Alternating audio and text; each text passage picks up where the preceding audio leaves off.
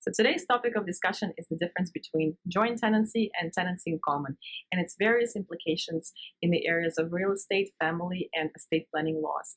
I'm going to start by giving you a brief overview of joint tenancy and tenancy in common, and Roxana is going to get into some family law aspects right after that.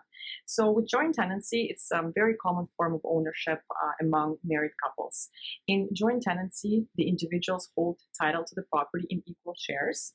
And the major difference between joint tenancy and tenancy in common is the right of survivorship, which means that when one of the individuals passes away, his or her share is automatically transferred to the surviving tenant, usually spouse. So this has implications in the estate planning because if individuals hold title as joint tenants, they can avoid paying probate fees and taxes, as this property does not form part of the estate.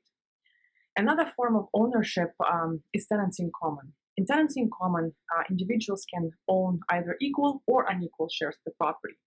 For example, it could be husband and wife owning 50% of the condominium each, or it could be two friends owning a cottage, one with 80% ownership and the other with 20% ownership. The major difference is that in tenancy in common, there's no right of survivorship. So when one of the tenants passes away, his or her share is transferred to his or her beneficiary under the will, and if there is no will, it will be passed based on intestacy laws. So now Roxana is going to get into some family law aspects. So although married couples opt for joint tenancy, so do people that are just in a relationship and reside together, or they buy property together. So even people that are not common law spouses, meaning that they do not reside together for 3 years or more in a conjugal relationship, they still opt for the joint tenancy title to property. However, they don't realize the repercussions regarding what happens if one party dies, and their intention may not actually be that if one of them dies, the other gets full title to the house. Another thing to keep in mind is that legal title, whether joint tenancy or tenancy in common, does not necessarily mean beneficial title.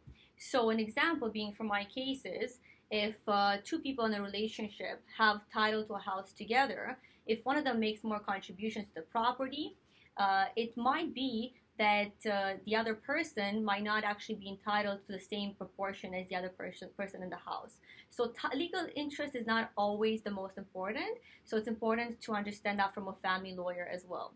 Another example is joint tenancy. So let's say you have 3 or more people that hold interest in a property as joint tenants, and let's say 2 of them are spouses. If one of the spouses passes away, the joint tenancy is deemed to be severed. So what does that mean? That means that when the spouse passes away, right before that, it is deemed to be tenancy in common rather than joint tenancy, which has, of course, a different effect on estate planning. So those are aspects that are very important to consider as well when it comes to family law.